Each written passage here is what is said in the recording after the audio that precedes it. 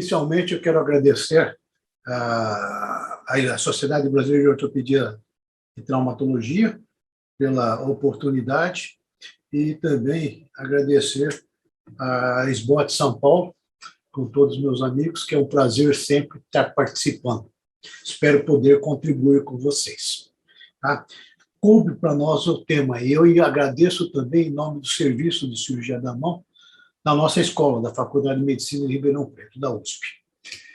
Os metacarpianos, como vocês sabem, eles são praticamente fixados ao punho. E a melhor comparação é essa, como se fosse um mastro em um navio, onde eu tenho na vela locais que são móveis e locais que são fixos, sendo que os raios fixos são segundo e terceiro, e o quarto aqui é móvel e o polegar também móvel. Tudo isso se mantém bem estruturado e formado com um arco proximal e um arco distal, e um arco longitudinal também na mão.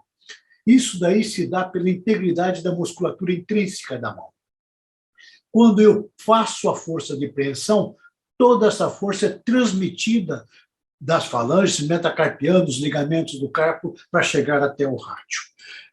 Esse é um modelo interessante que demonstra a estabilidade, como se fosse um polígono entre o segundo e o quinto. Se houver uma ruptura, nós quebramos a estabilidade dessa figura. Com isso daí, quando eu tenho fraturas, por exemplo, no colo do quinto ou quarto quinto, tenho instabilidade, quando eu tenho encurtamentos também instabilidade, e mesmo as angulações. A eleição do tratamento ela é feita quando nós temos que estudar a fratura, o paciente e também o cirurgião definir as preferências que ele tem para estabilizar toda essa fratura que nós temos na mão. O objetivo do tratamento é a reabilitação precoce, para que seja rápida e completa a recuperação funcional e da anatomia. Se nós negligenciarmos, isto é, sem tratamento, podemos evoluir a lesão com deformidade, com tratamento excessivo rigidez, e o mau tratamento ter associado deformidade e rigidez. A posição de imobilização é fundamental para prevenir deformidades futuras e rigidez em posições desfavoráveis. Assim, adotamos a posição de intrínseco plus, a posição de James, aonde nós temos o ligamento colateral, ao ficar flexionado, ele fica estirado e, com isso daí, permite a mobilização posterior sem limitação de movimento. Algumas fraturas são passíveis de ser tratadas conservadoramente. Com isso daí, nós tratamos ela com a imobilização com uma férula, como vocês estão vendo aqui, que é utilizada, perfeitamente encontrada em qualquer pronto-socorro. Muitas vezes, nós estamos numa dúvida, quando operar uma fratura? Essas decisões, elas geralmente implicam em riscos para onde que nós formos. Então, as indicações do tratamento cirúrgico se reserva aquelas fraturas metacarpianas com encurtamento, com angulações importantes, com desvios rotacionais, nas fraturas expostas, naquelas com instabilidade e nas fraturas com incapacidade funcional. Observem que essas fraturas todas quebraram a estrutura e, com isso daí, nós temos fraturas instáveis em evidência. Se nós estudarmos a biologia da cicatrização de uma fratura na mão, nós temos praticamente um pico em torno dos 7 dias, que é o pico de síntese de colágeno. Então, nós temos um prazo ideal para operar, que é dentro dos primeiros 5 a 7 dias após a lesão. Então, muitas vezes, chega no pronto-socorro uma fratura, e aí faz a urgência deferida, operando-se entre um período ótimo, que é o 5º ao 7º dia da lesão. Conceitos importantes. Desvios rotacionais são inaceitáveis. Desvios angulares, quando é um raio fixo, como indicador e médio, é entre 0 e 10. Se anular e mínimo são raios móveis, aceita-se um pouco mais, 25 graus. Polegar em torno de 20, encurtamento de dedos 2 a 5 e o polegar inferior a 2. A eleição do implante é uma parte importante, porque em períodos mais anteriores, nós utilizamos essas placas DCP 2.7, faziam uma boa fixação em fraturas múltiplas, mas tinham o inconveniente de ficarem de uma mão magra, muito expostas, e era difícil fazer o tratamento. Isso faz parte do passado. Hoje, nós temos à disposição ao arsenal, nós temos placas convencionais da síntese, temos o kit da Aptus Hand com materiais de 1.2, 1.5, 2023, e temos as modernas placas bloqueadas de ângulos variáveis da Johnson Depuis Síntese, e temos um material nacional também que está disponibilizado, que é o material da Tecnimport, semelhante ao da Johnson Depuis. A via de acesso ao dorso da mão é fundamental, tem que ser bem escolhida e bem feita. E ela é feita escolhendo-se praticamente entre os metacarpianos. Com isso, se permite, com uma incisão, você abordar nesse nível aqui, entre o segundo e o terceiro, abordar um dos dois. Aqui, se for entre o terceiro e quarto, abordar os dois, e se for de quarto e quinto, da mesma forma. O que eu chamo a atenção para os senhores, que nessa abordagem, nós temos que tomar cuidado com a musculatura intrínseca e não devemos ter um exagero de ficar colocando forças para poder fazer uma ótima visualização. Apenas fazer afastamento dessa musculatura para que possamos acomodar nosso implante. Aí nós temos alguns exemplos que eu lecionei, que são os mais frequentes. Temos fraturas oblíquas longas tratadas com parafusos interfragmentares. Então, é uma fratura desse tipo, como vocês estão vendo. O tratamento conservador seria complicado. Aqui uma regrinha para calcular quantos parafusos vamos colocar, e aqui o resultado final após essa compressão interfragmentar com esses parafusos. Aqui um outro exemplo, fratura do segundo, do terceiro e do quarto. Observem também a colocação dos parafusos, isso permite já uma reabilitação precoce. Aí temos fraturas transversas tratadas com placas LCP.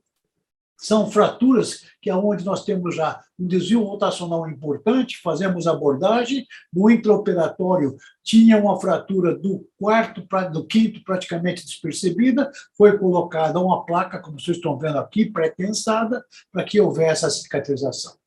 Temos aqui uma indicação relativa, mas feita em função da profissão do paciente, onde era um ortopedista com uma fratura que poderia eventualmente utilizar um gesso por um período. A opção foi fazer uma placa e, com isso, permitir com que ele, a partir dos 5 dias, fizesse reabilitação e, com 15 dias de pós-operatório, ele estava com a mobilização praticamente completa, retornando às suas atividades. Fraturas oblíquas curtas, tratadas com parafuso interfragmentar e uma placa de neutralização. Então, aqui nós temos uma fratura oblíqua curta, que a placa de neutralização posicionada e ainda com parafuso interfragmentar aqui, fazendo com que a estabilizasse esse fragmento aqui. É uma placa dorsal.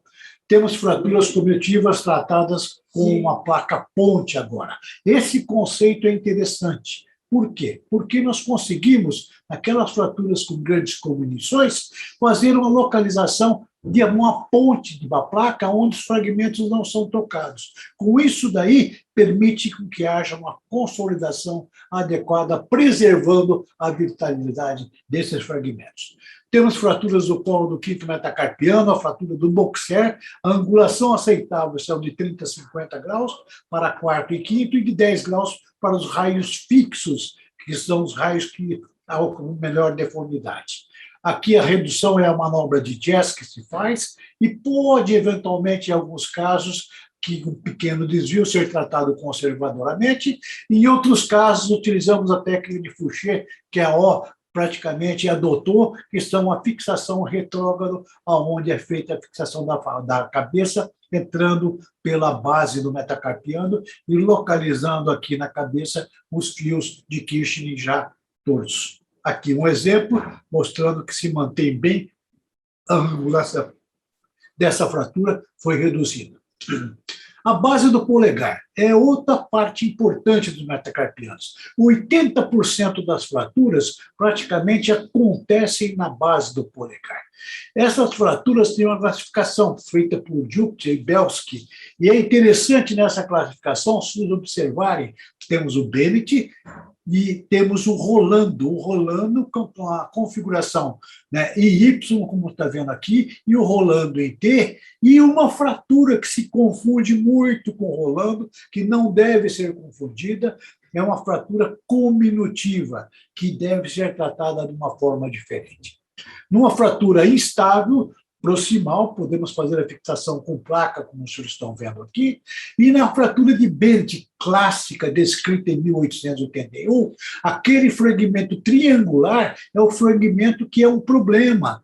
Por quê? Porque nós temos a tração da musculatura do adutor do polegar e do abdutor do polegar. São forças deformantes que nós temos que neutralizar ao fazer a redução e, com isso, permitir uma boa fixação. Então, com isso daqui, o objetivo do tratamento é conseguir com uma redução fechada. E essas fraturas, tem livros que preconizavam, como Channing, tratamento conservador, não deve ser feito. Inicialmente fica bonito, depois vai se perder. Então, não deve ser tratada conservadoramente. Temos que restituir a estabilidade, reconstruir a congruência articular e, naquele caso, fazemos a fixação com fios percutâneos, fazemos a manobra de Wagner, e com um fio ou dois fios conseguimos fazer uma boa estabilização, reconstruindo a superfície articular. Agora a fratura de Rolando, que é diferente. Por quê? Silvio Rolando descreveu essa fratura em 1910 com esses três fragmentos aqui, e a configuração ou em Y ou em T. Então, essa é a diferença da fratura de Bennett. Aqui nós temos implantes delicados, para isso temos que fazer a acomodação do implante para que haja uma boa fixação.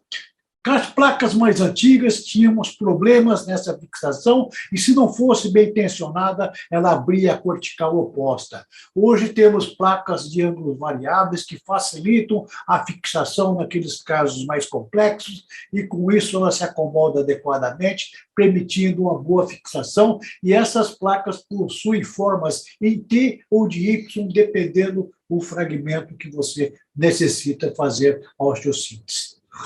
Fraturas cominutivas. Essas fraturas são complexas, não são rolando, são fraturas que têm múltiplos fragmentos. São mais instáveis, pior prognóstico e muito difícil de estabilizar.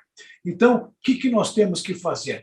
Berkeley, em 91, ele descreveu a técnica de fazer uma fixação externa, com isso permitir a acomodação daqueles múltiplos fragmentos, que é a melhor alternativa que nós temos, utilizando o princípio da ligamento-taxia. Nas falanges, as falanges são interessantes. Temos padrões de fratura dela. Temos fraturas transversas, fraturas espirais, fraturas oblíquas e fraturas multifragmentares também. Tratamento conservador cabe em algumas situações quando as fraturas não desviadas ou se desviadas redutíveis, podemos fazer uma boa imobilização. Então, o algoritmo ajuda você a entender e a tomada de decisão. Nesse algoritmo, nós dividimos de fraturas desviadas, não desviadas. As não desviadas vão para tratamento com tala. As desviadas, se são redutíveis, nós temos que tomar uma conduta. Elas podem ser também irredutíveis. As irredutíveis para redução aberta com fixação interna. As redutíveis estáveis, elas vão para a utilização, a fixação, a imobilização com tala. As instáveis são fraturas que podem ser tratadas com reduções abertas, com fixações ou com fios de Kirchner percutâneos, com parafusos ou placas. E naqueles casos, nas irredutíveis, ainda elas têm indicações principalmente quando as fraturas, a redução aberta é com fixação interna, aquelas fraturas múltiplas, lesões associadas, atletas e fraturas interarticulares. As grandes indicações, então, para a fixação proposta por Friedland são fraturas irredutíveis, fraturas expostas complexas, fraturas múltiplas, mão instável, fraturas da extremidade ipsilateral, pacientes politraumatizados, perda da audição quando ela foi feito o tratamento fechado, fratura interarticular instável, fratura patológica e aqueles casos, atenção ao paciente não colaborador. A via de acesso, ela é interessante, temos que tomar cuidado. tudo depende da personalidade da fratura. Se nós vamos abordar a falange média, falange proximal ou intraarticular, eu tenho abordagens laterais ou tenho abordagens dorsais também. E com isso daí, elas me permitem fazer fixações intrafragmentares interessantes, ou fixações com placas, e temos que tomar o cuidado, após passarmos a incisão pelo tendão, fazer uma boa sutura dele, um bom fechamento do plano abaixo dele e acima dele, para que ele recupera depois o seu deslizamento. Fraturas da base da falange. Muitas vezes temos fraturas isoladas, que são fixadas dessa forma, ou fraturas múltiplas, que também podemos utilizar a fixação com esses 2 fios de Kirchner, que fazem uma fixação bastante adequada. Já as fraturas multifragmentares, por exemplo, uma fratura por arma de fogo, removido o projétil, eu fico com múltiplos fragmentos. Eu faço aqui uma fixação em placa-ponte e ainda eu preciso adicionar um enxerto ósseo, nessa fratura também, da mesma forma que foi feita uma placa-ponte e um enxerto ósseo aqui, para poder melhorar as condições da cicatrização óssea. Naquelas fraturas abertas, cominutivas, com perdas ósseas, alguns casos, já de saída, aquilo foi feito um tratamento inicial, um fios de Kirchner, convertemos num tratamento definitivo, e aqui a opção foi fazer um enxerto ósseo, já com uma artrodese, com a perda óssea do dedo, para que não perdesse o comprimento do dedo, ou fazer uma fixação, como vocês estão vendo aqui, com a placa lateral. Fraturas oblíquas e espirais, aquele conceito da fixação com parafuso é muito interessante. Fazemos fixações com parafusos delicados intrafragmentares, que permite uma boa fixação e uma reabilitação precoce para este paciente. Só que é interessante você saber que nós temos problemas também. Depois de você ter uma fratura, 3 semanas depois, algumas coisas ruins começam a acontecer. Aqui, por exemplo, mostra nesse esquema aqui o que é passível de acontecer após um trauma na mão, após uma fratura ou tratamento cirúrgico. Uma contratura da interfalangina proximal, um pseudomotolier com a cápsula dorsal atenuada, a banda central também, aderência da placa molar, aderência do tendão, contratura da musculatura intrínseca. Então, não passa impune. Nós temos aqui um acometimento de 47% da cápsula articular de ligamentos, que são tecidos que vão evoluir eventualmente com rigidez. Os músculos são acometidos em 41%.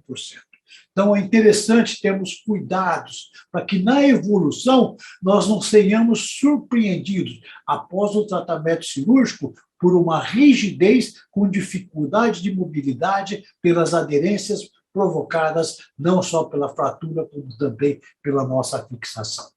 Então, nós utilizamos também no tratamento pós-operatório, nós trabalhamos em parceria com o terapeuta da mão, e eles vão utilizar, junto com a gente, com indicação, implantes dinâmicos para ganhar a extensão, o joint jack, ou o joca de discos seriados para ganho da extensão, ou ganho da flexão, órteses dinâmicas, e com isso daí a gente vai obter um melhor resultado no nosso pós-operatório. Então, como conclusões, é fundamental nós temos essa sugestão. O fechamento por plano, ele vai facilitar a reabilitação pós-operatória desse paciente. Cuidado ao fazer o fechamento. Respeite todas as estruturas que você passou por ela com a incisão para poder fazer a sua fixação. Então, bons princípios: fraturas e partes moles, redução das fraturas, estabilização, minimizar o trauma adicional das partes moles, controlar a dor, a elevação para a prevenção do edema, reabilitação precoce, movimento com a terapia, a recuperação das atividades da vida diária e o tratamento precoce da rigidez residual, é fundamental para que tenhamos um bom resultado. Muito obrigado. Muito obrigado pelo convite. Quero agradecer ao pessoal da SBOT São Paulo pelo convite, da gente poder falar sobre temas que têm muito a ver com o que eu faço bastante no meu dia a dia, que é residência médica. Tá? Então, a gente vai conversar rapidamente aqui sobre tenossinovites e, obviamente, a gente vai ter que conversar sobre os aspectos das tenossinovites, que são esterosentes, mas a gente não pode esquecer, e frequentemente a gente esquece, das tenossinovites infecciosas. Embora elas sejam muito mais raras de acontecer, elas eventualmente acontece, e ela tem uma característica bem ocupacional, que seria a qualquer tipo de atividade em que você possa ter algum tipo de ferimento de entrada que possa contaminar o ambiente e, por contiguidade, chegar até a bainha sinovial, que nós veremos logo a seguir. Obviamente, a manifestação clínica nessa situação, ou seja, a característica infecciosa, ela não é tão exuberante, o que pode, eventualmente, enganar o colega ortopedista, o colega cirurgião de mão, que pode não fazer esse diagnóstico de imediato. É lógico que, hoje em dia, com o arsenal de diagnóstico que nós temos, isso fica muito mais facilitado. Mas, ainda assim, do ponto de vista clínico, a dor é o sintoma mais evidente, porque a característica infecciosa, o calor local pode, muitas vezes, não estar tão evidente, até porque é um sistema fechado. Vamos lembrar rapidamente, rapidamente, a constituição dessas bainhas tendinosas, que são um sistema praticamente fechado, principalmente na sua face flexora, e é onde frequentemente acontecem esse tipo de comprometimento. Não se esqueça, casos que podem iniciar com pequenas infecções, elas podem evoluir para casos mais graves de síndrome compartimental, com comprometimento um pouco mais extenso, e tendo sempre essa necessidade de se fazer esse diagnóstico e fazer com que a gente tenha esse cuidado.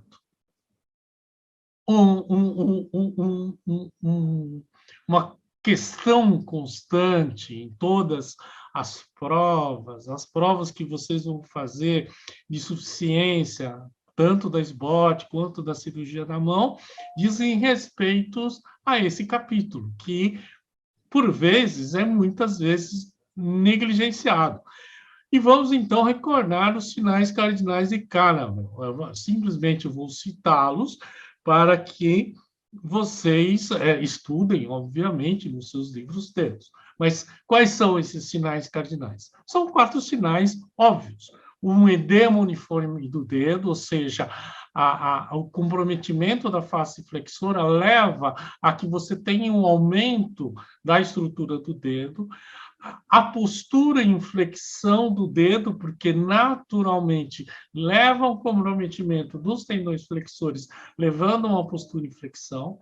A dor que nós temos é exacerbada quando você palpa o tendão flexor e, obviamente, a dor quando você movimenta esse tendão.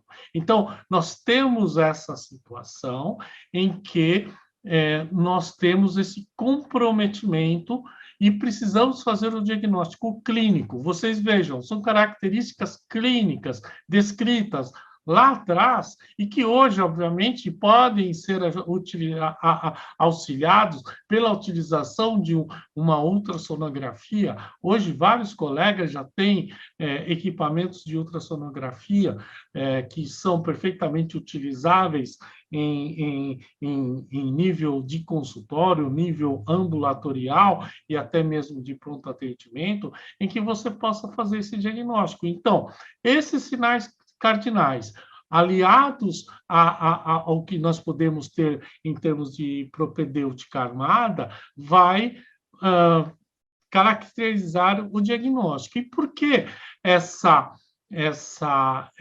procura? Porque este é um problema que é eminentemente de tratamento eminentemente cirúrgico. Ninguém vai correr o risco de uma infecção dessas se alastrar, se piorar, de fazer um tratamento conservador nessa situação. Diferentemente do que nós vamos ver nas tenossinovites estenosantes, nas tenossinovites não infecciosas, esse é um quadro que nem sempre é um quadro cirúrgico, ele pode passar por uma variedade de tratamentos. Aí, então, uma figura em que a gente pode observar esses sinais, ou pelo menos a gente supõe esses sinais, mostra o edema, mostra a postura, e, obviamente, já pressupõe que quando você for fazer uma palpação e uma movimentação desse tendão, desse dedo, vai haver uma manifestação clínica de dor. Quais são os métodos de tratamento? Então, como eu disse para vocês, este é um tratamento que é eminentemente cirúrgico, ou seja, a gente procura fazer a drenagem. Basicamente, o que a gente vai fazer é um tratamento físico de limpeza, ou seja, a gente vai limpar essa bainha de uma forma que a gente drene essa infecção e estabeleça um critério de limpeza, de lavagem mesmo. Então, como que a gente vai fazer? Pode ser feito através de um método aberto, em que você vai atuar sobre sobre o dedo, fazendo vários tipos de incisões, como mostrado na figura, para que a gente possa acessar essa bainha e, portanto, fazer a drenagem e, possivelmente, fazer a sua lavagem. Então, essa é uma das formas que a gente pode fazer, aí está mostrando nessa imagem bem antiga já, como a gente faz esse tipo de lavagem, a utilização de instrumentais absolutamente comuns no nosso dia a dia. Aí a gente vê exatamente isso, a gente tem que abordar, eventualmente fazer janelas nessa bainha tendinosa, sempre procurando poupar aquelas polias que, do ponto de vista mecânico, são as mais importantes, para que a gente possa ter essa abordagem, para que a gente possa fazer essa limpeza. Então, sempre lembrar isso.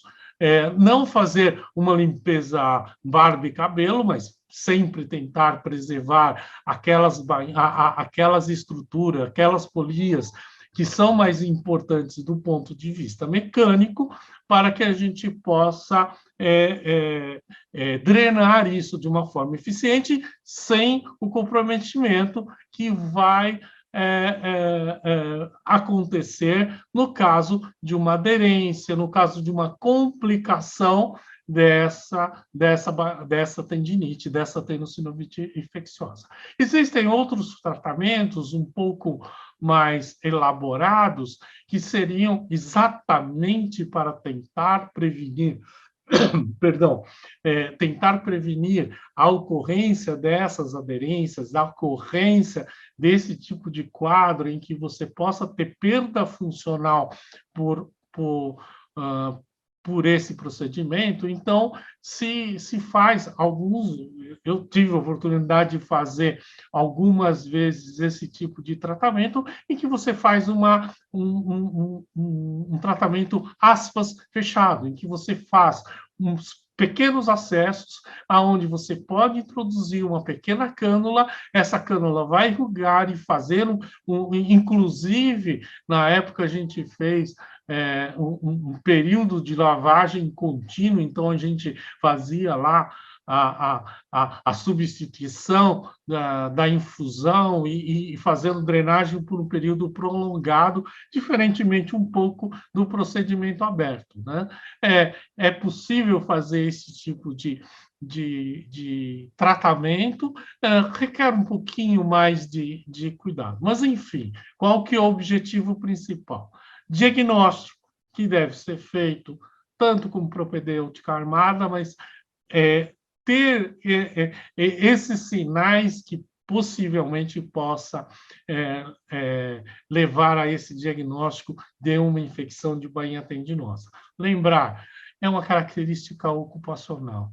Vários cozinheiros, vocês sabem muito bem que eu milito na área de gastronomia e tenho vários pacientes cozinheiros, é natural que os cozinheiros me procurem, que tiveram infecções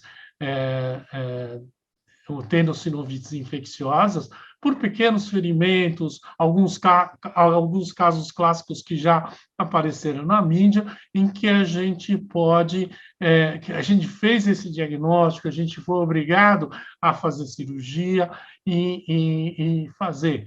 Lembro que, em casos extremos, já se chegou a fazer diagnóstico de síndromes compartimentais com comprometimento funcional maior do que a gente desejaria num quadro desse.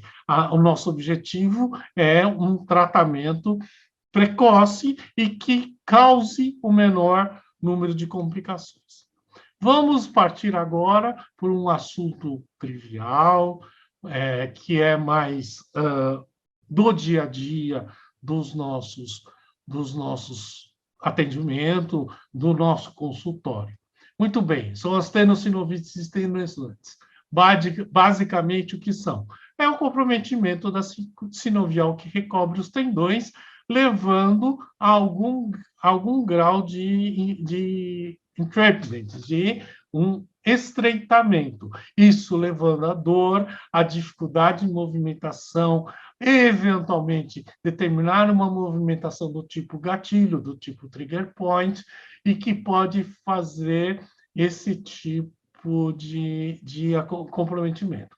Frequentemente associada a uma deformidade anatômica acarretada por esse estreitamento, tá? Nós temos aí, então, correlações com formações de calosidades nos tendões, como todo o tecido vivo, o tendão também tem uma reação a qualquer tipo de deformidade e pode levar a esse tipo de estreitamento, a esse tipo de entrapment, a esse tipo de gatilho. E, obviamente, eles podem ocorrer tanto em tendões extensores e tendões flexores. Opa, eu voltei aqui, perdão.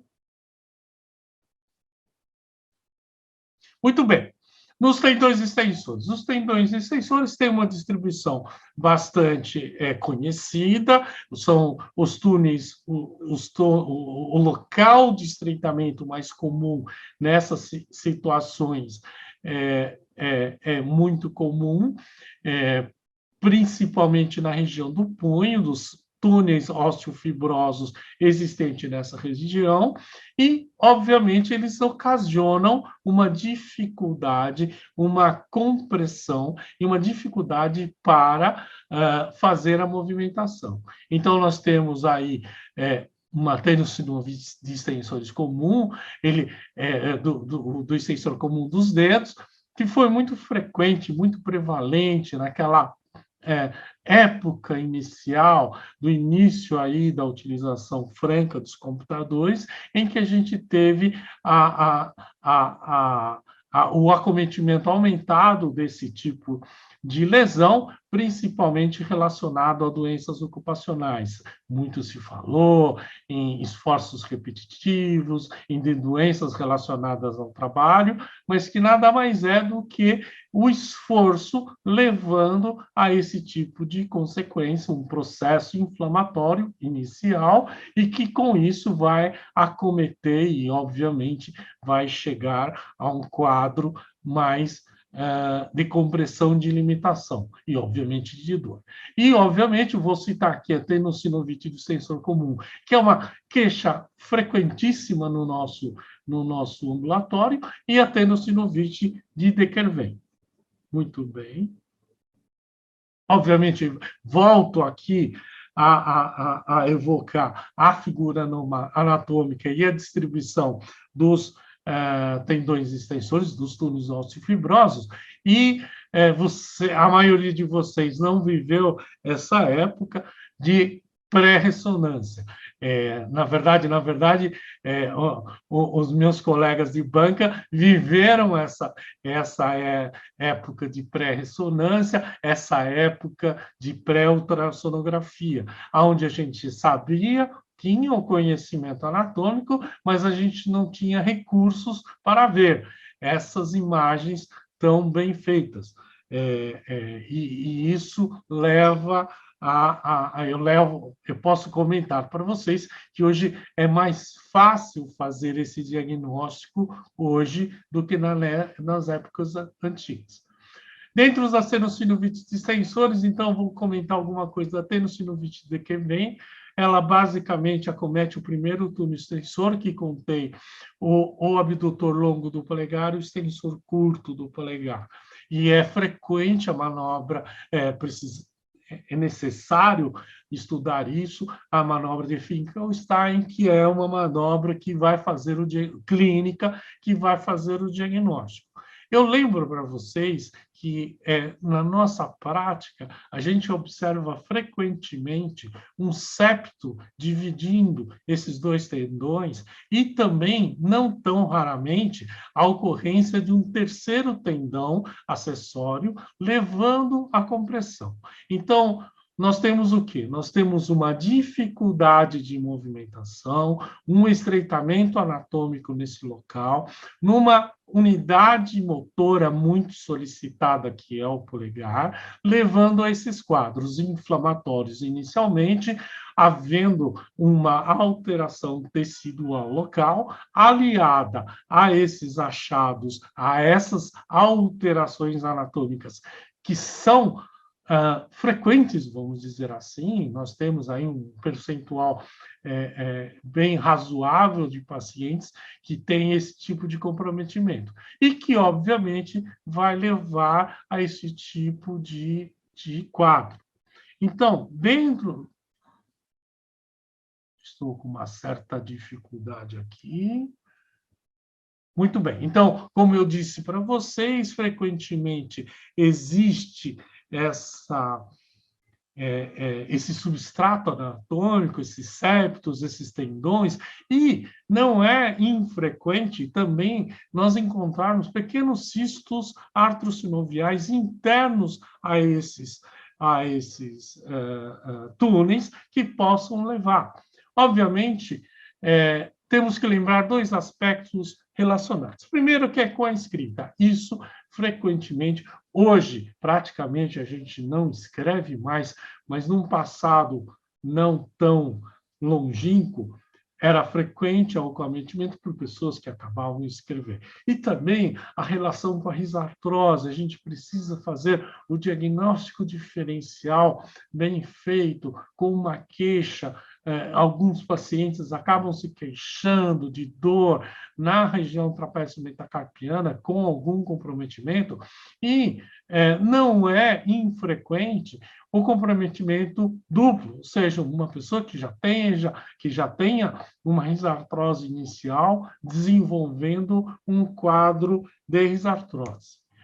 E, obviamente, lembrar dessas síndromes que são mais raras, vamos dizer assim, de síndromes de cruzamentos entre o primeiro e o terceiro túnel, em que você possa fazer esse tipo de comprometimento. E quando você tem aí o cruzamento dessas fibras, e a dor não é tão característica da localização do primeiro túnel extensor. Então, lembrar sempre que existe essa possibilidade diagnóstica.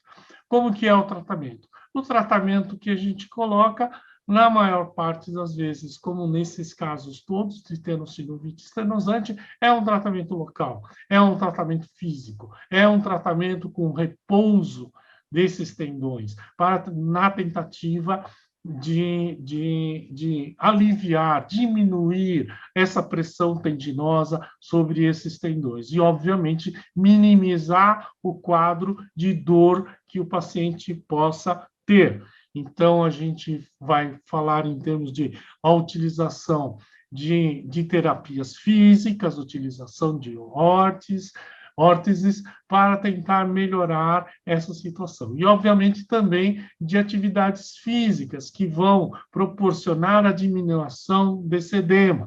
Então, nós vamos, se destaca aqui o papel da terapeuta de mão, que vai tentar melhorar essa situação e, obviamente, trazer um quadro, minimizar esse quadro inflamatório, levando a um quadro suportável, em que a pessoa suporte a dor. Obviamente, em alguns casos, isso não é possível, e muitas vezes a gente precisa recorrer a tratamento cirúrgico. Aí o tratamento cirúrgico é muito variável, vai depender da experiência de cada um.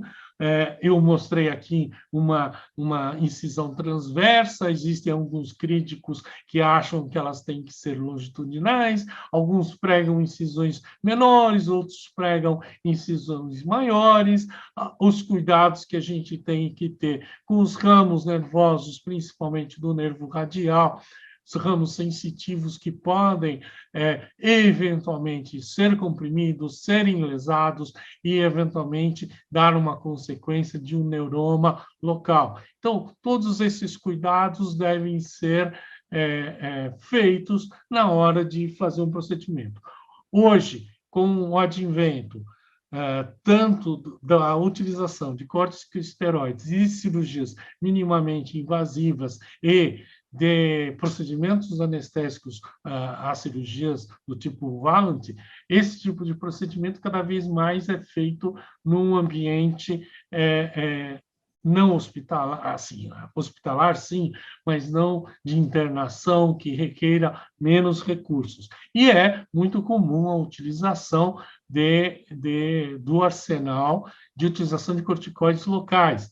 Então, sempre lembrar de fazer. Cada um tem a sua droga de preferência, uns preferem drogas de depósitos, outros argumentam que essas drogas acabam levando a alterações maiores. As críticas com relação ao enfraquecimento dos tecidos locais, tudo isso existe. Cada um, obviamente, vai criar sua própria expectativa. Muito bem. Vamos passar, então, para falar sobre estenocinovites estenosantes dos flexores. Eu estou meio em cima do meu tempo aí. Vamos falar rapidamente sobre os dedos em gatilhos, o polegar em gatilho, como eu havia comentado, a formação de um calo reacional e a passagem desse calo pelo túnel faz com que você tenha um movimento em gatilho. Então, existe a relação com o túnel carpo, ou seja, aquelas tendinocinovites que chegam até o túnel carpo, levando a sintomas de túnel carpo, e, obviamente, as estenosantes, principalmente as que nós chamamos de dedo em gatilho. Essa é a imagem de livro que ilustra isso, ou seja, a formação de uma calosidade muito relacionada a procedimentos físicos, a utilização de raquetes, de esforços. Muito bem. Aí nós temos aí temos o famoso túnel osteofibroso com as suas polias, sempre lembrar da importância das polias, principalmente a 2 e a 4, para a garantia de um bom funcionamento do tendão. Esse dedo em gatilho tem uma classificação, que é a dificuldade de movimentação, o gatilho que é redutível ativamente e que possa ser... espero que vocês estejam vendo aí o pequeno vídeo em que você vê exatamente esse momento em que nós temos essa dificuldade. Tá? Vocês viram aí, vou passar aqui rapidamente em função do tempo, outros vídeos, obviamente vocês já se defrontaram com situações assim, em que você tenha esse tipo de situação, que o dedo não é redutivo e ele precisa de algum auxílio externo para que você possa fazer a extensão. E, obviamente, esse tipo de situação condiz com tratamentos um pouco mais agressivos. Obviamente, nós temos todas aquelas medidas físicas que eu já chamei a atenção, a possibilidade eventual de utilização de infiltrações e até fazer os procedimentos minimamente invasivos, como a utilização de agulhas para o rompimento da polia 1, né? Alguns pregam a utilização de órtese concomitante e, obviamente, o ideal é que pacientes diabéticos têm um maior percentual, né? A abertura de polia com agulha, muitos colegas têm uma experiência muito extensa desse tipo de tratamento, lembrando apenas a contraindicação, que é uma contraindicação relativa tanto do polegar quanto do indicador, pela ocorrência dos nervos, pela distribuição dos nervos, tá? Obviamente, nós temos todas essas denotações, o tipo de abordagem que a gente vai fazer. Eu me excedi no tempo um pouquinho, muito obrigado a todos, desculpe, vou tentar encerrar aqui o meu compartilhamento. Muito obrigado. Bom, eu vou falar um pouquinho sobre cobertura cutânea, tá? Tentar aí nesses 15 minutos dar uma geral aí sobre o que a gente tem aí de cobertura cutânea. Então, assim, frente a uma necrose, uma perda de substância, a gente pode ir desde o muito simples, né, que seria não fazer nada, tá certo? Uma cicatrização por segunda intenção e com bons resultados, né, tá certo? Até uma conduta mais elaborada, que seriam retalhos microcirúrgicos em casos de necrose aí, e perda de substância, tá? Então, aqui nesse caso aqui, um retalho microcirúrgico, né, para cobertura de uma ponta de dedo, tá? Então, seria um retalho wraparound, né, para substituição, a área doadora, que seria o hálux, né, e aqui o resultado final. Entre esses dois extremos, entre não fazer nada e um retalho microcirúrgico, um retalho livre, né, bem mais elaborado, nós vamos falar sobre a escada de reconstrução, tá? Então, essa escada de reconstrução vai desde o mais simples, né, que seria a cicatrização por segunda intenção, que a gente falou, até os retalhos à distância, livres, com técnica microcirúrgica. E entre eles nós temos várias aí, possibilidades de tratamento. E sempre quando a gente for escolher um tratamento, nós vamos optar aí para vir desde o mais simples para o mais elaborado, desde que tenha um melhor resultado estético e funcional para esse paciente em questão, tá bom? Então, essa é a escada de reconstrução. Começaria com a cicatrização por segunda intenção, que nós não vamos abordar nesse momento, fechamento primário, ou seja, sutura primária da lesão, enxertos de pele parcial e total, expansores de pele, retalhos locais, retalhos à distância, né, pediculados e livres, tá certo? Então, agora a gente vai começar a falar um pouquinho aqui. Então, com relação à cobertura cutânea, a gente vai falar mais de enxertos e retalhos, né? Para a gente ter essa opção do enxerto, a gente tem que ter um leito adequado, né? Por quê? Porque o enxerto ele é avascular, então ele precisa de um leito adequado para que ele possa ser revascularizado. O retalho não, ele já vem com nutrição própria, tá certo? Só que ele tem as indicações próprias aí, tá certo?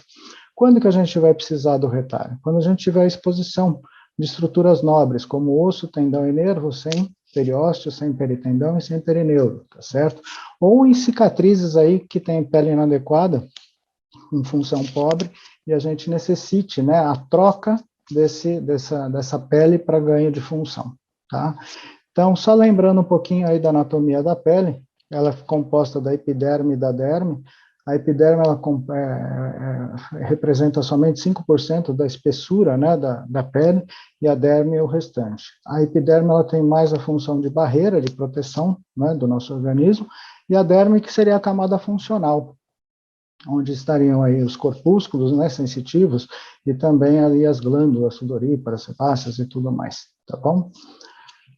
Então, vamos falar aí agora, começando com o enxerto de pele, que a gente disse aí anteriormente, que é a necessidade de um leito adequado. Quando fazer esse enxerto de pele, né, frente a uma perda de substância? Antigamente se esperava muito o tecido de granulação ficar exuberante para poder enxertar. Hoje em dia a gente tem uma ideia um pouco diferente, que quanto mais precoce, menor vai ser a proliferação de miofibroblastos e menor vai ser a retração dessa cicatriz. Então, assim, às vezes, muitas vezes, o enxerto precoce aí tem o melhor resultado funcional e estético também. Quando? Infecção. A infecção também é um fator muito importante, né? Se você tiver um leito contaminado, a chance de você perder esse enxerto é muito grande. E a medida seria essa, de 10 mil organismos por grama, né? Até essa medida.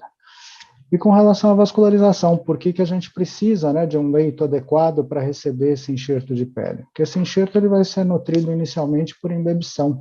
Isso dá base, né, do leito receptor. Isso, a gente está falando de uma vascularização, de uma nutrição vertical.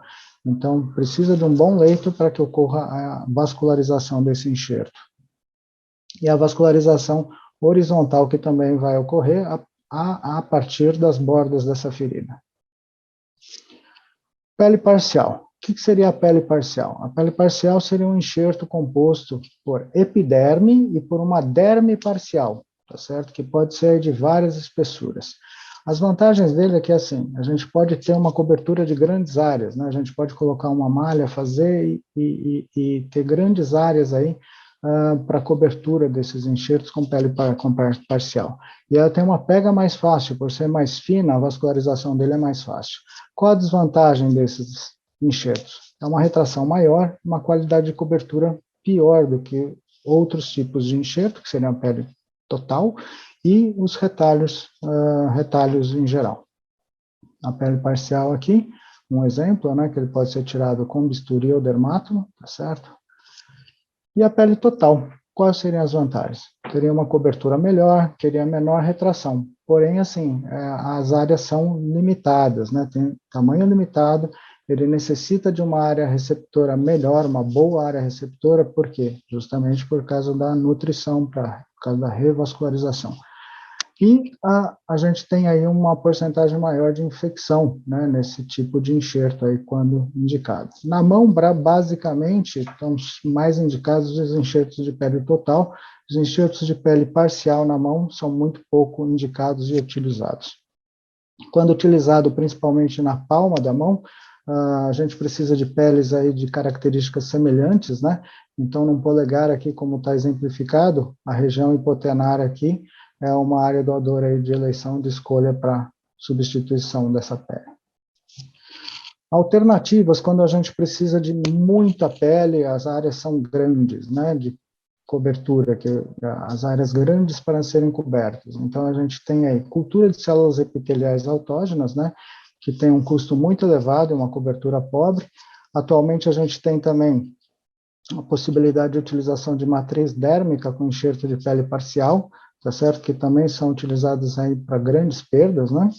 E a utilização de terapia de pressão negativa com os VACs, tentando melhorar os leitos receptores, né? Para que eles possam receber esses enxertos aí, ou de pele parcial ou de pele total, quando o leito não é tão adequado.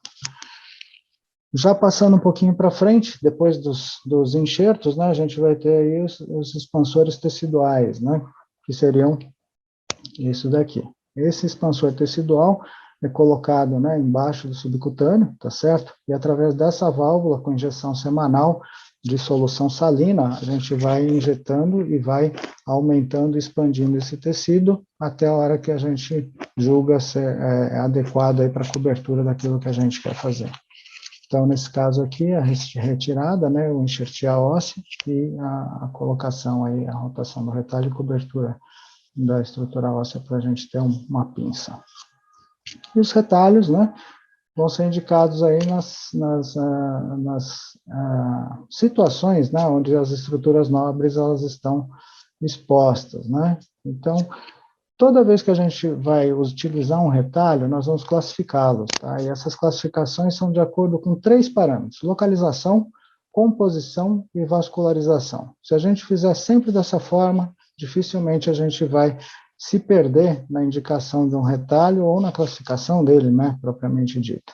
Então, com relação à localização, nós vamos ter os retalhos locais, ou seja, que estão adjacentes à ferida, né, estão ao lado da ferida. Os regionais, que estão no mesmo membro, mas não adjacentes, e os retalhos à distância, que estão localizados em outras partes do corpo, né, que podem ser livres ou pediculados. Quando eles podem ser livres? Quando eles possuem um pedículo axial bem definido. E quando não tem, ao acaso, né, eles só podem ser pediculados, tá certo? Então, dessa forma que a gente vai discorrer sobre o assunto. Então, primeiro nós vamos dar alguns exemplos aqui de retalhos locais, né, que são adjacentes à ferida. Os retalhos locais, eles podem ser de transposição, rotação ou de avanço. E aqui, na mão, que a gente vai ter mais comumente aí uma retração cicatricial, a realização de uma zetaplastia. Retalhos de transposição, onde a gente transpõe o retalho e a área transposta necessita de enxertia. Retalhos locais, aí o mais conhecido, né, o VY, atazói, ou mais certamente aí chamado de tranquilli leale, tá certo? Que seria o VY volar, né, para cobertura aí de amputações traumáticas transversas, né, da ponta do dedo. Retalho de Moberg seriam retalhos de avanço, principalmente utilizado e indicado na ponta do polegar, no polegar. Retalhos desepidermizados homodigitais, que seriam tecido celular subcutâneo, retalho desse tecido celular subcutâneo associado à enxertia. Nesse caso aqui, uma lesão grave aí, né, com perda, não chegou a perder, mas assim, com uma lesão bem grave da pele dorsal, e foi optado já por uma cobertura aí de um retalho desepidermizado homodigital, né, e a enxertia associada aí, já no primeiro tempo. Filé de dedo, nesse caso aqui, o segundo dedo da mão havia perdido o suporte ósseo, era um dedo que estava condenado com relação à função, então, uma das opções, né, para a cobertura dessa ferida é terminar a desossar, né, esse dedo e utilizar a pele para a cobertura aí, mantendo aí uma boa comissura, né, e uma função boa também. Os retalhos regionais, né, são os retalhos que estão localizados no mesmo membro da área lesada, né. Então, aqui, dos mais simples aí que a gente tem seria o crossfinger, né, aqui uma retração cicatricial grande do segundo dedo, a liberação dessa retração e a realização do crossfinger já com enxerto primário, aquilo já logo no primeiro tempo, né, da área doadora. Aqui, o resultado. O retalho dígito palmar, que seria um retalho para a ponta de dedo, principalmente indicada no segundo e no terceiro dedo. A limitação é que o paciente fica 2 semanas, aproximadamente, né, com o dedo fletido, então, para pacientes de mais idade, haveria uma contraindicação aí pela postura aí, e possibilidade de uma rigidez articular. Para evitar aquilo, uma das possibilidades seria aí esse retalho em ilha neurovascular, homodigital reversa, né, baseado no fluxo retrógrado das artérias digitais aqui nessa região da interfalângica, e aqui a rotação do retalho e a cobertura do dedo. Ilha neurovascular heterodigital de Littler, o polegar ele tem uma situação aí diferente dos outros dedos, onde a sensibilidade ela é muito importante. Então, por isso a indicação, muitas vezes, de retalhos que vão devolver, recuperar pelo menos uma parte aí da sensibilidade da região perdida, tá certo? Então, uma das indicações seria o retalho de Littler, né? Retirado preferencialmente da borda radial do quarto ou nar do terceiro, tá certo? Ou até o nar do quarto também, para cobertura aqui da polpa, tá? Aqui é o resultado funcional. E o retalho da artéria radial chinês aí, né, já para cobertura aí na mão. Se ele tiver um pedículo proximal, ele pode cobrir o cotovelo, se tiver um pedículo distal, vai cobrir a mão, tá certo? A gente pode cobrir a mão, e ele pode, inclusive, ser realizado como um retalho livre também. Muitas vezes aí, através de microanastomose, a gente vai conseguir transpor para outras áreas do corpo. Aqui um exemplo, uma queimadura por extravasamento de quimioterápico, e a cobertura aí com retalho chinês. A desvantagem desse retalho é que sacrifica a artéria radial, e assim, a gente tem que ter o arco palmar íntegro, né, para que isso aconteça, né, porque é um fluxo retrógrado da artéria radial com a comunicação com a artéria ulnar. Caso ela não esteja presente, né, esse retalho está contraindicado. E com relação à localização, finalmente, os retalhos à distância, né, de outras partes do corpo, que, como a gente disse, podem ser livres ou pediculados, presos à base. Isso a gente vai falar também mais para frente, quando a gente for falar sobre a vascularização dos retalhos. Então, agora vamos falar um pouquinho sobre a composição dos retalhos, né? Todo retalho, além da localização, ele vai ser classificado pela sua composição. A composição seriam os retalhos cutâneos, um tipo deles, né, onde seria tecido celular subcutâneo, derme e epiderme, tá certo? E aí, entre eles, aí, esses são os exemplos aqui que a gente tem, além de outros aí. Retalhos faciais, faciocutâneos, né, septofaciocutâneos, que tem na sua composição o septo, a face, e, além disso, a parte cutânea, né? Então, aqui a gente tem um exemplo aqui, radial do antebraço, escapular, lateral do braço. E os retalhos musculares ou miocutâneos também, que podem ser feitos compostos, né? Onde a gente pode aí citar como exemplo o grande dorsal, reto abdominal e grácil, tá certo? Podem ser só retalhos musculares, como podem ser associados através das suas perfurantes, né? Com o tecido celular subcutâneo e pele em conjunto. E agora falar um pouquinho sobre a vascularização. Então, além da localização, né, se ele é regional, local ou à distância, nós vamos falar da composição e da vascularização. A vascularização, nós temos dois tipos de vascularização, ou seja, aquele que não tem um pedículo axial bem definido, ele é ao acaso. Então, esse jamais pode ser feito livre, porque não tem artéria e veia para a gente poder fazer anastomose na área receptora. Então, ele sempre tem que estar preso à base. E aqueles que têm um retalho, né, tem um pedículo axial bem definido, tá certo? Aí ele pode ser utilizado das duas formas. Ele pode estar preso à base, né, como pode ser utilizado de forma livre também, com microanastomose, certo?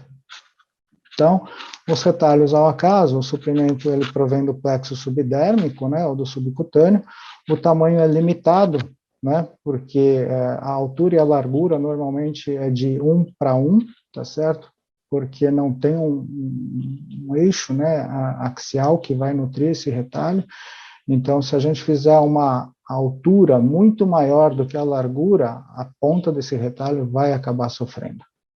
Então, aqui o retalho ao acaso, feito aqui em um inframamário, né, para um desluzamento do terceiro dedo, tá certo? E aqui, o terceiro dedo aí coberto. E os retalhos axiais, na verdade, são aqueles que têm, como a gente disse, um pedículo vascular bem definido. Neste caso, ele pode ser feito pediculado, que eu vou mostrar mais à frente aí, um que é super comum, que todo mundo conhece, já viu, e o livre, tá? Então, pediculado, um que é muito comum é o retalho inguinal, ou groin flap, que é baseado na artéria ilíaca circunflexa superficial. Por ter essa artéria, ele pode ser realizado livre, mas não é o mais comum. Ele é feito mais comumente preso à base da forma como está sendo apresentado aqui. Então, aqui é uma região, né, do antebraço, onde já havia sido realizada uma tentativa de retalho microcirúrgico, que havia evoluído com perda, e aí foi optado, então, pelo groin flap, ou retalho inguinal. Então, aqui o retalho coberto, tá certo? E a tubulização dele. E o retalho axial, ele pode ser livre, então, né, com pedículo axial bem definido, ele pode ser livre. Qual a vantagem do retalho livre em relação ao pediculado? Ele evita posições desconfortáveis, né? Imagina você ficar 3 semanas com o braço preso, né, com a mão presa, membro superior preso à região inguinal, pelo período aproximado de 3 semanas, até que a gente possa fazer a liberação, né, desse pedículo. Evita rigidez articular, minimiza, né, esses riscos, né, devido às posições melhores, e evita riscos de avulsões, principalmente em crianças e pacientes aí desorientados não colaborativos. Além de a gente ter esse pedículo axial livre no retalho, nós temos que ter uma avaliação criteriosa da vascularização na área receptora, né? Por quê? Porque lá a gente vai fazer anastomose, né? Então, assim, qual é essa avaliação? Clínica é a primeira, né? A gente tem que ver se tem pulso, perfusão, como está e tudo mais. Outros métodos que a gente pode se utilizar, o Doppler, né? O Doppler colorido arterial, para a gente avaliar a presença das artérias, arteriografias que são mais invasivas, tá certo? E a angiotomografia, a angiorressonância também vão nos dar aí uma boa ideia aí de como como está a vascularização do membro receptor, né, desse retalho, e qual a chance de a gente conseguir aí um bom resultado. Então, um exemplo aqui que eu vou apresentar, um retalho escapular, que não é para cobertura, mas para uma troca de uma pele inadequada, tá certo? Essa é uma menina de 12 anos na época, com a queimadura extensa aí da mão. Na verdade, do corpo todo ela teve, nas 2 mãos ela teve, mas para encurtar eu só vou apresentar uma das mãos aqui. Então, aqui a radiografia, na posição que ela se encontrava, e o tratamento cirúrgico aí como foi elaborado, né? Liberação de partes moles e tudo mais, correção das deformidades, e o planejamento aí do retalho, um retalho escapular, com fechamento primário da área doadora, a colocação do retalho com anastomose aqui na artéria radial e a cicatriz aqui no final. Essa era como estava a mão no início e aqui é o final do tratamento.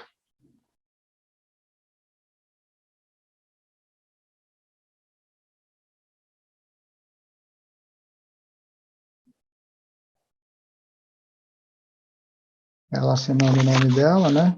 Hoje essa menina, na época tinha 12 anos, ela já está com mais de 20 anos, ela é fotógrafa, mantém algum contato ainda com ela, né? E ela tem uma função aí excelente dessa mão, da outra nem tanto, que era mais grave, mas acabou melhorando bastante aí do que ela estava, tá bom? Não sei se passei do tempo, agradeço aí pela oportunidade de estar apresentando aí tá fazendo essa apresentação, tá bom? Obrigado. Bem, eu queria agradecer o pessoal da organização da Regional São Paulo, esse módulo de mão. Nós estamos vendo aqui o horário das 16h30 às 17h30, foi um horário um pouquinho diferente, tá? Mas vamos lá para a gente tocar em frente aqui o que nós estamos vendo. Bem, parabenizar essas aulas que já foram começadas, já foram apresentadas, eu acho que é muito importante e bastante abrangentes. E o tema que coube para mim, lembrar sempre o meu grupo todo, né, que a gente nunca é só o apresentador, a gente tem por trás toda uma equipe que trabalha junto, né, toda a equipe da mão da Santa Casa.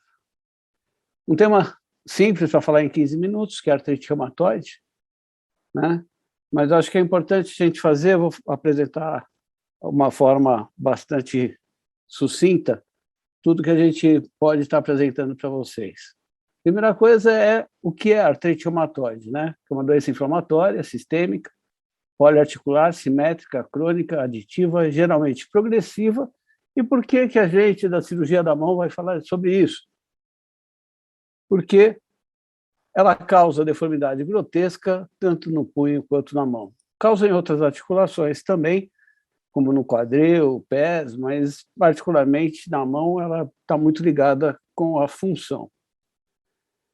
O diagnóstico da artrite reumatoide, geralmente por uma rigidez matinal, uma artrite de 3 ou mais regiões articulares, articulações da mão, simétrica, nódulo reumatoide, fator reumatoide sérico, alterações radiográficas, laboratorial com uma anemia discreta, látex positivo, alerose positivo. Lembrar sempre que a história da queixa da dor é uma queixa muito que pode acontecer numa parte prodrômica, às vezes, um distúrbio respiratório, um desconforto, um quadro de um quadro psicológico, assim, que muitas vezes o diagnóstico inicial na fase prodrômica é feito como a fibromialgia, tratado de uma forma errônea, paciente jovem, mulher, por volta dos 45 anos, poliqueixosa, muitas vezes a pessoa nem lembra da artrite reumatoide. Então, lembrar na história da artrite reumatoide na fase prodrômica. E aqui eu queria lembrar que o tratamento de toda a artrite reumatoide é o alívio da dor, melhora da função, retardar a progressão da doença e, em último, a melhora da aparência. Nós vamos falar de algumas coisas cirúrgicas, e eu vou falar que essa aula é uma aula que tem uma tendência de diminuir ou ficar muito restrita do que a gente pode fazer. Por quê? Porque o tratamento medicamentoso da artrite mudou bastante, né? Então, hoje, com corticoterapia, com o uso dos DMARDs, que são as drogas controladoras, a manifestação da artrite reumatoide tem sido cada vez mais suave com relação às deformidades e às alterações que elas acontecem. É sempre importante a reabilitação estar ao nosso lado, a utilização de órteses, posicionamento, o apoio psicológico. Geralmente, as pessoas portadoras de artrite reumatoide têm um quadro um pouco depressivo também associado, porque pela presença da dor, pela persistência do quadro de dor. Mas nós vamos se deter um pouco mais no tratamento cirúrgico. E o tipo de cirurgia vai depender do local da manifestação. Então, o começo da artrite reumatoide, ela começa, e foi descrita como a síndrome da cabeça da una, com um quadro inflamatório da membrana sinovial e da parte ligamentar, aqui na cabeça da una, com uma destruição ligamentar, um deslocamento dorsal da una, que não é muito correto falar do deslocamento dorsal da una, e mais de uma queda em supinação do carpo com uma subluxação volar do extensor unar.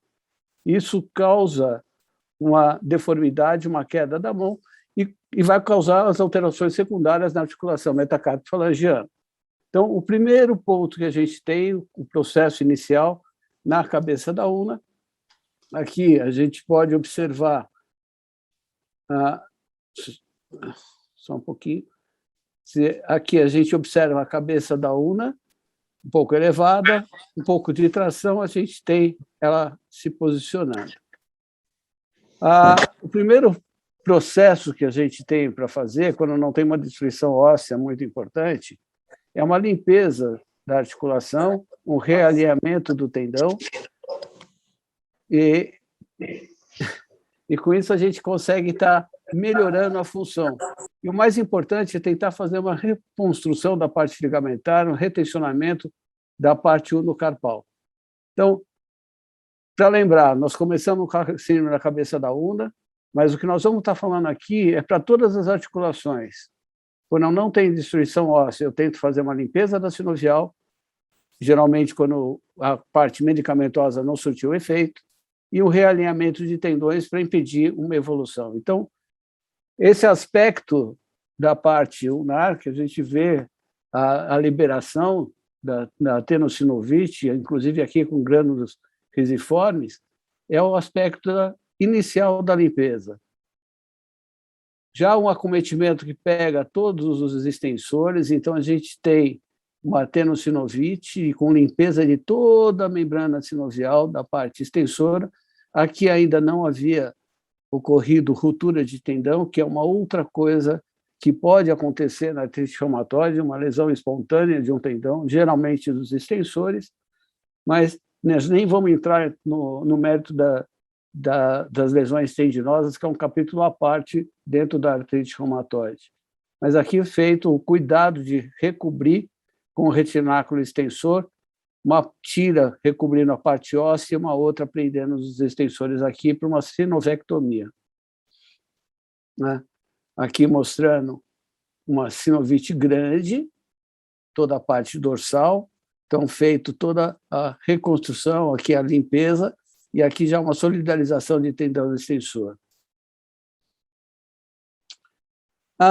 Quando a gente já pega um quadro mais arrastado, onde eu já tenho uma alteração da rádio UNAR, existem alguns procedimentos que podem ser feitos. Então, desde uma ressecção da una, uma reconstrução ligamentar, uma artroplastia radiocárpica, uma fusão parcial do punho e uma artrodese do punho. Então, na articulação do punho, a gente tem toda essa evolução que a gente pode estar fazendo. Com relação à una,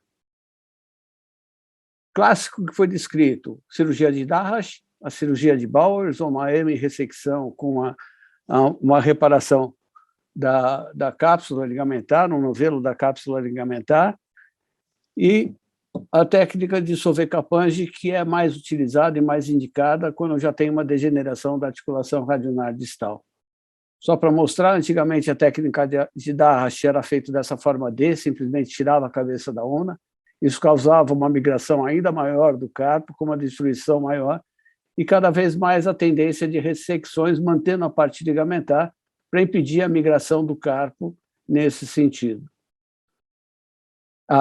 Lembrando que o Darras é hoje contraindicado em pacientes jovens, tá? Pela evolução do carpo. Aqui só mostrar o que é a técnica de Bowers, né? A ressecção da parte articular da radionar distal, isso com o acometimento dessa articulação, a colocação de um novelo, e aqui o mais importante é o realinhamento do tendão extensor ulnar do carpo. A técnica de Sauvé-Caplange, que é a artrodese da articulação radionar distal, com a realização de uma pseudoartrose na onda distal, onde vai ocorrer a pronospinação. Importante detalhe técnico, a colocação do músculo pronador na falha, suturando no coto distal da una. Articulação do punho. Dependendo do grau da evolução da degeneração, uma artrodese que pode ser localizada ou artrodese total. A artrodese localizada ela é muito limitada, são casos específicos, como essa paciente de 24 anos, que apresentava uma artrose grande, praticamente quase uma fusão na porção rádio-semilunar, e aqui a opção foi fazer uma artrodese limitada na articulação com um parafuso fixando simplesmente o rádio ao semilunar. Essa paciente evoluiu, aqui o pós-operatório mês, com uma ruptura espontânea do extensor do polegar, e na realização da sutura da transferência, já depois de 1 ano e 2 meses, nós fizemos essa avaliação, e ela persistiu com um quadro bom do punho, porque não evoluiu com a artrose radioescafoide, e se manteve nessa posição, sendo assim, postergado um caso de uma artrodese total de punho. Observe também que, como eu fiz a artrodese aqui e tinha alteração da radionar distal, eu optei em fazer a técnica de Bowers nessa paciente para melhorar a dor da radionar distal. A artroplastia do punho, eu acredito que vai ser o grande futuro da artrite reumatoide, que hoje ela está se mostrando de uma forma mais seca. Então, eu tenho uma alteração da articulação, mas ela não tem aquela sinovite reacional, ela tem uma degeneração da parte sinovial mais importante da parte óssea do que aquela destruição que tinha, aquela forma florida, isso por causa da medicação. Então, acredito que, para um futuro, a artroplastia venha a ser a cirurgia de eleição da artrite reumatoide com relação ao punho. Hoje, ainda não é. Aqui são só alguns trabalhos e o follow-up mostrado nesses trabalhos é muito pequeno para dizer que a artroplastia de punho seja boa. E outra coisa, que infelizmente no nosso país nós ainda não temos disponível a prótese para o punho. Com relação à articulação metacarpo-falangiana, como eu falei, à medida que o carpo cai em supinação, o eixo dos tendões extensores vai saindo do eixo central na articulação metacarpo-falangiana e vai caindo da região dorsal para o vale. Então, com isso, eu vou tendo um desvio ulnar da articulação metacarpo-falangiana com uma subluxação volar. Nas fases mais agudas, a sinovectomia, podemos fazer a liberação ou transferência da musculatura intrínseca, principalmente quando ela está muito retraída, eu faço a liberação, por causa da subluxação, ela acaba retraindo a musculatura intrínseca, e com isso dificulta a extensão, eu posso fazer a liberação. No realinhamento do tendão extensor, geralmente eu faço transferências intrínseco para facilitar a tração, tirando a tração da borda ulnar para colocação para a borda radial da falange, e com isso a gente consegue manter uma posição melhor da articulação metacarpo-falangiana. Então, vamos passar para alguns casos. Aqui, uma artrite reumatoide, já com uma artrodese do punho, mas quando a gente vai na articulação metacarpo-falangiana, ela está fletida e com limitação à extensão. Nesse caso, foi realizado apenas uma liberação, um abaixamento da musculatura intrínseca, um descolamento, e com isso a gente conseguiu ganhar a extensão da articulação metacarpo-falangiana. Já na parte tendinosa, no realinhamento dos tendões, aqui a gente vê a deformidade clássica, que são o desvio ulnar com a subluxação volar da articulação metacarpo-falangiana. Então, aqui, o que é feito é a liberação, o realinhamento para a parte central e a transposição da musculatura intrínseca nesse sentido. Então, se libera da parte ulnar e se retrai para a parte radial para fazer o realinhamento dos tendões. Então, aqui mostrando, o tendão foi liberado aqui, tensionado aqui, sucessivamente todos eles.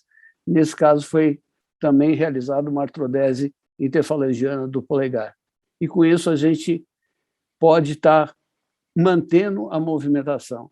Até quando que a gente pode fazer isso? Enquanto eu tenho uma articulação compatível. Quando eu tenho uma destruição articular, eu não posso mais fazer apenas o realinhamento, daí eu vou partir para uma artroplastia. Então, existem vários autores que falam da artroplastia, nós fazemos a artroplastia com silicone, que, infelizmente, no SUS andou faltando, e é difícil a gente conseguir ter essa prótese no SUS. Então, aqui a gente vê que a deformidade já é maior, uma atitude bastante inflexão já da metacarpo. Olhando a falange, ela está abaixo já da cabeça do metacarpo, então completamente luxada. Então, aqui não adianta fazer um realinhamento. Por quê? Porque eu não tenho uma articulação para funcionar. Nesse caso, a gente vai estar substituindo aqui o aspecto da abordagem dos extensores, a substituição da articulação pela prótese e seguida pelo realinhamento dos tendões extensores. Lógico que aqui, depois, precisa uma reabilitação bastante intensa, com utilização de órtese para manter o alinhamento. Tá? O aspecto radiográfico mostrando as próteses com o alinhamento da metacarpo-falangiana realizado. Nas articulações interfalângicas, nós podemos ter várias alterações. Eu posso ter, nesse caso, o sexo masculino, só um aumento de volume, ou seja, uma sinovite com dor, tá? Que a gente não tem grandes alterações ósseas, uma alteração discreta articular. E aqui nós fazemos, como eu falei, na outra também, a presença da sinovite aqui. Então, a liberação, eu faço a limpeza disso e suturo o aparelho extensor antes de ter outras deformidades. Na evolução da lesão, eu posso desenvolver uma deformidade em pescoço de cisne. Na artrite reumatoide, a deformidade em colo de cisne ela pode ser flexível, pode ter uma flexão parcial, flexão total ou uma alteração da articular. Então, aqui, dependendo do tipo, eu posso estar fazendo inicialmente ortetização. Quando eu tenho um bloqueio da flexão, eu tenho um ressalto, eu tenho que estar fazendo liberações articulares. Então, procedimentos para o colo de cisne na articulação. Posso fazer uma artrodese da interfalangiana distal, quando eu já tenho uma destruição maior, uma dermodese interfalangiana proximal, impedindo a hiperextensão, tá? Uma tenodese usando o flexor, também impedindo, uma reconstrução ligamentar. São várias técnicas, sempre que eu tenho várias técnicas, nenhuma é absoluta. Então, aquela que você tem maior experiência é que você deve usar. O pescoço em colo de cisne, eu posso fazer um relaxamento de intrínsecos aí na manipulação, relaxamento da pele ou mobilização das bandas laterais. Aqui, a deformidade clássica em dedo do pescoço de cisne, caracterizada pela hiperextensão da interfalangiana proximal e flexão da interfalangiana distal, que ela pode ser pelo quadro da artrite ou pode ser como consequência tardia de um dedo em martelo. Tá? E aqui a reconstrução com uma banda lateral, retirando uma das bandas laterais, passando por baixo do ligamento de Lenz-Meyer e suturando aqui. Com isso, eu faço um bloqueio da hiperextensão, melhorando a função. Aqui uma reabilitação pós-operatória, bastante intensa, com uso de órteses. Ainda posso ter a deformidade em botoeira, tá? Leve, moderada ou grave. Deformidade em botoeira é o oposto da deformidade de Swaneck, né? Que é com flexão da interfalangiana proximal e extensão da distal. Podemos fazer uma órtese com sinovectomia, uma reconstrução do extensor, uma artrodese ou uma artroplastia em casos raros. Então, aqui eu estou vendo a deformidade em botoeira. Ao abrir, eu vejo toda uma falha da parte central. Então, é liberada as bandas laterais e suturada na parte dorsal, reconstituindo a parte central extensora e, com isso, corrigindo a deformidade em botoeira. Ainda pode ser feito a artroplastia ou artrodese. A artroplastia é muito rara a gente indicar. A gente pode estar indicando em casos da artrite reumatoide pulso-articular, onde acomete poucas articulações, né? Então, quando eu tenho poucas articulações, eu posso estar indicando uma artroplastia, principalmente nos raios centrais, terceiro e quarto dedos. Então, aqui um aspecto de uma degeneração importante do quarto dedo, um senhor com uma artrite pulso-articular, é só comprometer o quarto dedo, e a colocação de uma prótese de silicone também. Existem outras próteses, mas no nosso meio elas são pouco utilizadas como as próteses de cerâmica.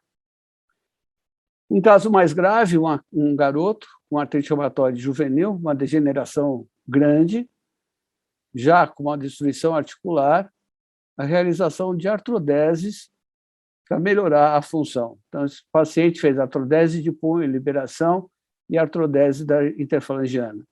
Então, o tratamento completo, com uma mão como essa, é difícil a gente parar e pensar o que eu vou fazer com essa mão com todas essas deformidades. Então, basicamente, a gente vai estar fazendo a fusão óssea, particularmente aqui na base do polegar, para melhorar a posição, artroplastia, e com isso a gente tenta manter uma mão não só esteticamente, mas funcionalmente melhor do que aquela mão primária. Então, o tratamento completo da artrite reumatoide, um tratamento geral, medicamentoso, cirúrgico, mais raramente, e o mais importante de tudo isso é uma boa reabilitação. Então, lembrar sempre, a artrite reumatoide é um processo evolutivo que vai destruindo a articulação. Eu podendo fazer cirurgias primárias, eu vou limpando e tentando manter a orientação. Em casos mais tardios, artrodese de punho, prótese metacarpofalangiana e artrodese interfalangiana. Em suma, era isso que eu tinha a passar para vocês, e muito obrigado pelo convite e pela parceria nesse momento. Obrigado.